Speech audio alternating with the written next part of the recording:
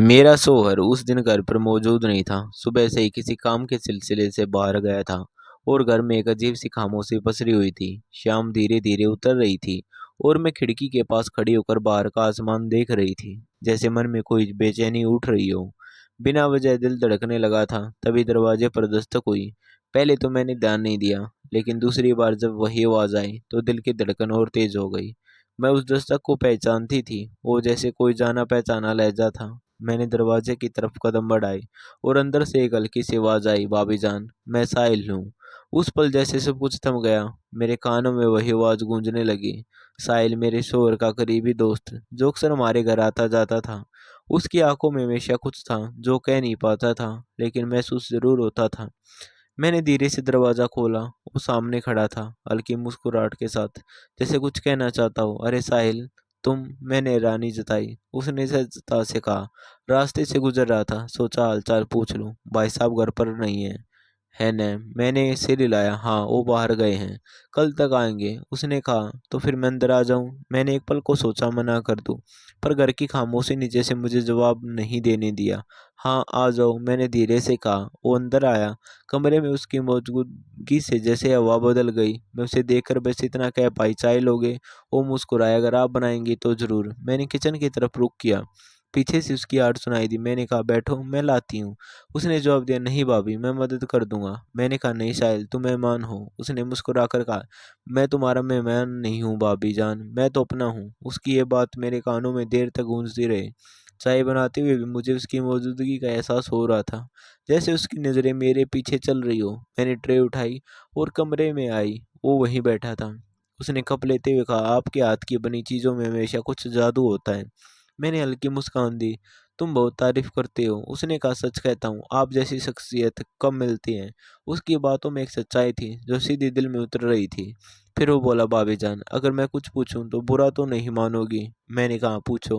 वो बोला, आप खुश हैं? उस सवाल से जैसे मेरे अंदर कुछ चुभो दिया। मैं कुछ पल चुप रही। उसने मेरी आंखों में देखा और कहा, कभी कभी आपकी मुस्कान अधूरी लगती है, जैसे उसके पीछे कोई दर्द छुपा हो।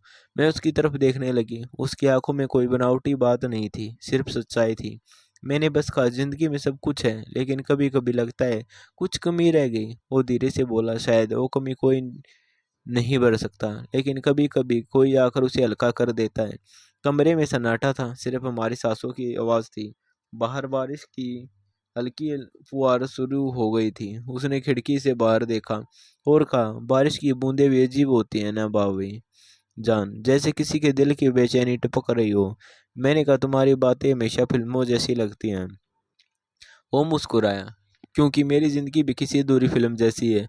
उसकी बात सुनकर मैं कुछ पल उसे देखती रही। उस लम्हे मैं लगा जैसे मैं उसके दिल को समझ रही हूँ और वो मेरा। वो बोला, भाभी जान, कभी कभी इंसान वो नहीं पाता जो चाहता है, लेकिन उसे वो मिल जाता है जिसकी उसे ज़रूरत होती है। मैंने पूछा, और तुम्हें क्या चाहिए साहिल? उसने कहा, शायद सुकून और वो अपनापन जो अब किसी से नहीं मिलता। उसकी आंखों अब भी मुझ पर थी और मुझे महसूस हुआ कि मेरा दिल धीरे धीरे उसकी ओर झुकने लगा है। मैंने चाहा बात बदल दूं, पर लफ्ज साथ नहीं दे रहे थे। बस एक खामोशी थी जिसमें बहुत कुछ छिपा था। साहिल ने धीरे से कहा, भाभी जान, अगर कभी दिल भारी लगे तो याद रखिए, मैं हमेशा पास हूँ। मैंने कुछ नहीं कहा, सिर्फ खिड़की के बाहर देखा, जहाँ बारिश अब तेज हो चुकी थी, लेकिन अंदर कुछ और भी तेज चल रहा था। मेरे दिल में वो एहसास जो न जाने कब से सोया हुआ था और अब जागने लगा था। उस दिन की वो दस्तक शायद मेरी ज़िंदगी की दिशा बदलने आई थी, क्योंकि साहिल की आंखों में जो सुकून था वही तो मैं सालों से तलाश कर रही थी। उस पल मुझे एहसास हुआ कि कभी कभी ज़िंदगी में वहाँ ले जाती है जहाँ दिल और समझ दोनों के बीच जंग छिड़ जाती है, और उस जंग में अक्सर दिल जीत जाता है। उस शाम मैं बस खामोश थी, लेकिन मेरे अंदर बहुत कुछ बोल रहा था, और शायद साहिल भी वो सब सुन रहा था। कमरा खामोश था, लेकिन उस खामोशी के अंदर जैसे तूफान था। साहिल की नज़रें अब भी मेरे चेहरे पर टिकी थी और मैं खुद को संभालने की कोशिश में थी। मेरे दिल की धड़कनें इतनी तेज थी कि मुझे खुद अपनी सांसें सुनाई दे रही थी। उसने हल्की सी मुस्कान के साथ कहा, भाभी जान, आप डर क्यों रही है? मैं तो बस वही करने आया हूँ जो आपके चेहरे पर लिखा है। मैंने कुछ नहीं कहा, बस अपनी नज़रें झुका ली। लेकिन भीतर जो हलचल थी वो अब छिप नहीं सकती थी। उस में जैसे वक्त रुक गया था। दरवाज़ा बंद था, बाहर रात उतर चुकी थी और कमरे में सिर्फ टेबल लैंप की हल्की रोशनी थी जो हम दोनों के बीच एक अजीब सा माहौल बना रही थी। साहिल धीरे से बोला, अगर ये खामोशी टूटेगी नहीं तो शायद हम दोनों टूट जाएंगे। मैंने उसकी तरफ देखा और पहली बार महसूस किया कि ये डर नहीं था जो मुझे रोक रहा था, बल्कि वो एहसास था जिसे मैं समझना नहीं चाहती थी। मैंने कहा, साहिल, कुछ बातें होती हैं जो सिर्फ महसूस की जाती हैं, कहीं नहीं जाती। वो बोला, पर कुछ एहसास ऐसे भी होते हैं जिन्हें अगर कहा न जाए तो वो मर जाते हैं। मैंने पलटकर उसकी आंखों में देखा। उसकी आंखों में कोई गलत इरादा नहीं था, बस एक गहरी सच्चाई थी जो शायद मैंने पहले कभी नहीं देखी थी। वो धीरे से मेरे पास आया और बोला, अगर आपको लगता है कि मैं गलत हूँ तो मैं चला जाता हूँ, लेकिन अगर आपके दिल में जरा सी भी मेरी जगह है तो बस एक बार कुछ मत कहिए, बस यूं ही खामोश रहिए। मैं उसके शब्दों में खोती चली गई। वो मेरे इतने करीब आ गया कि उसकी सांसें मेरी सांसों से मिलने लगी, लेकिन उसने कुछ नहीं किया, बस मुझे देखा और बोला, अब आपकी मर्जी। मैंने आंखें बंद कर ली। उस खामोशी में जैसे मेरा दिल जवाब दे चुका था। मैं जानती थी कि जो हो रहा है वो आसान नहीं है, लेकिन उस पल में कुछ भी सोचना नामुमकिन था। मैं बस उसके पास थी और वो मेरे पास, बस दो लोग जिनके बीच बहुत कुछ अनकहा था, जो अब कहने की जरूरत नहीं रह गई थी। रात गहराती गई, हवा थोड़ी ठंडी हो गई और कमरे की रोशनी अब धुंधली सी लगने लगी। साहिल ने धीरे से कहा, भाभी जान, मुझे अब चलना चाहिए, नहीं तो शायद कभी जा नहीं पाऊंगा। मैंने कुछ नहीं कहा। वो उठा और दरवाजे की तरफ बढ़ा, लेकिन फिर पलटा कर मेरी तरफ देखा। उसकी आंखों में एक सवाल था और मेरी आंखों में उसका जवाब। वो बस मुस्कुराया और चला गया। दरवाज़ा बंद हुआ तो ऐसा लगा जैसे किसी ने मेरे दिल का दरवाज़ा बंद कर दिया हो। मैं वहीं बैठी रही, थोड़ी देर तक बिना हिले, बिना बोले, बस उस जगह को देखती रही जहाँ वो कुछ पल पहले था। कमरे में अब भी उसकी खुशबू थी और उस खुशबू में खो गई थी। अगले दिन सुबह जब सूरज की किरणें कमरे में आई तो ऐसा लगा जैसे सब कुछ फिर से सामान्य है, लेकिन कुछ भी वैसा नहीं था। मेरा चेहरा वही था, पर मेरा दिल अब वही नहीं रहा था। मैं रसोई में थी, लेकिन हर चीज़ में उसकी मौजूदगी थी। चाय बनाते वक्त जैसे उसका चेहरा याद आ रहा था, उसकी बातों की गूंज कानों में थी। मैं बार बार खुद को समझाती कि ये बस एक पल की कमजोरी थी, लेकिन हर बार दिल कहता नहीं, ये कुछ और था। उस दिन से साहिल की आवाज़ जैसे मेरे आसपास रहने लगी, कभी हवा के झोंके में, कभी खामोशी में, कभी अपने ही दिल की धड़कनों में। मैं हर चीज़ में उसे महसूस करने लगी, लेकिन किसी से कुछ कहा नहीं जा सकता था। मेरे शौहर काम में व्यस्त रहते थे और मैं उनके साथ होते हुए भी उनके साथ नहीं थी। मेरी आंखों में अब अक्सर एक बेचैनी सी होती थी जिसे मैं छिपाने की कोशिश करती। एक दिन साहिल का फ़ोन आया। उसने कहा, भाभी जान, मैं शहर छोड़कर जा रहा हूँ। मैंने पूछा, क्यों? तो बोला, कुछ चीज़ें जितनी दूर हों वो उतनी ही सलामत रहती हैं। मैं खामोश हो गई। उसने कहा, बस एक बार मिल लीजिएगा, नहीं तो शायद कभी मौका न मिले। मैंने कहा, ठीक है, शाम को आ जाना। शाम हुई तो दरवाजे पर वही दस्तक सुनाई दी। दिल ने फिर वही रफ्तार पकड़ ली। मैंने दरवाज़ा खोला। वो सामने खड़ा था, वही मुस्कान, वही आंखें, बस इस बार उसमें उदासी थी। वो अंदर आया। कमरे में वही लैंप जला था, सब कुछ वैसा ही था, पर आज माहौल अलग था। उसने कहा, भाभी जान, कुछ बातें अधूरी रह जाएं तो शायद वो हमेशा याद रहती हैं। मैंने कहा, हर बात का अंत जरूरी नहीं, कुछ बातें यादों में रहना ही बेहतर होता है। उसने मुस्कुराते हुए कहा, शायद यही सच्चा रिश्ता होता है। वो कुछ पल चुप रहा, फिर बोला, अगर कभी वक्त आपको याद दिलाए तो समझिए कोई अब भी आपको याद करता है। मैं बस उसे देखती रही। कहने को बहुत कुछ था, लेकिन कुछ नहीं कहा, बस खामोश रही।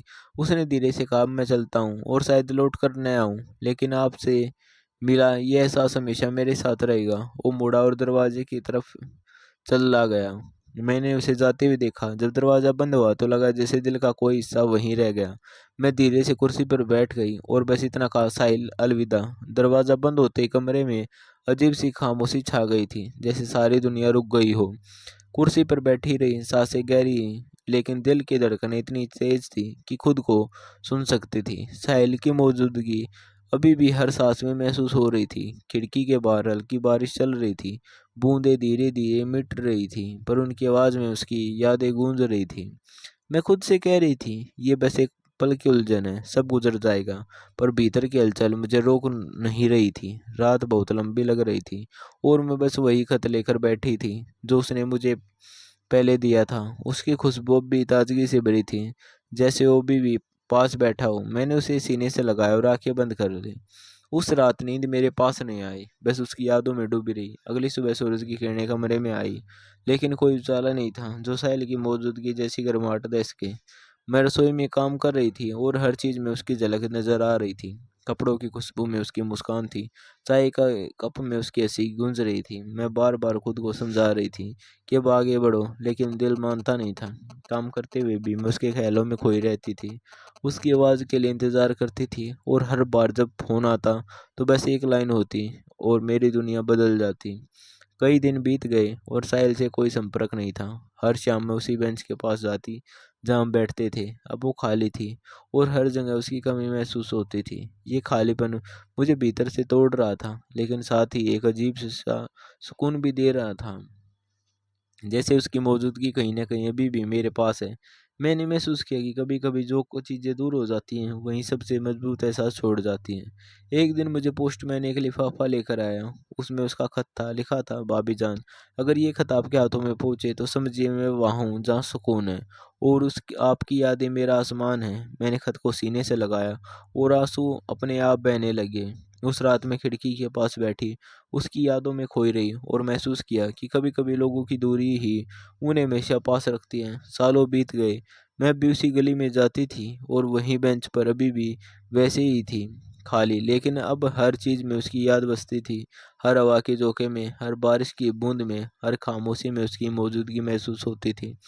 अब मैंने खुद को समझा लिया था कि उसकी वापसी ज़रूरी नहीं थी, क्योंकि उसकी यादें ही मुझे पूरा कर रही थी। उस रात खिड़की खोलकर मैं बाहर देख रही थी और तारे टिमटिमा रहे थे। उन तारों में उसकी मुस्कान नजर आ रही थी। शायद यही सच्चा प्यार था, जो दूर होकर भी हर सांस में मौजूद रहता था। कुछ साल बाद मेरी ज़िंदगी में बदलाव आया, लेकिन साहिल की यादें हमेशा मेरे साथ रही। मैंने शादी की, अपने पति के साथ खुश थी, लेकिन किसी खास पल में मेरी आंखें अक्सर उसी बेंच की तरफ जाती जहां हमने अपनी चुप्पी और यादों को साझा किया था।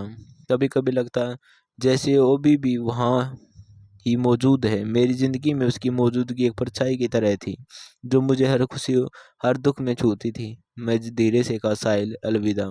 उसके लिए प्रार्थना की कि वो जहाँ भी है खुश और सलामत रहे। उसकी यादें हमेशा मेरी ज़िंदगी की सबसे खूबसूरत चीज़ रहेगी, और शायद इसी अधूरी कहानी में सबसे ज़्यादा सच्चाई थी। कभी पूरा होने वाली नहीं, लेकिन हमेशा मेरे साथ रहने वाली। कुछ एहसास होते हैं जो दूरी और वक्त के बावजूद जिंदा रहते हैं, और यही साहिल और मेरी कहानी का सच था, अधूरा होकर भी मुकम्मल। आपको कहानी कैसी लगी कमेंट करके ज़रूर बताना और चैनल को सब्सक्राइब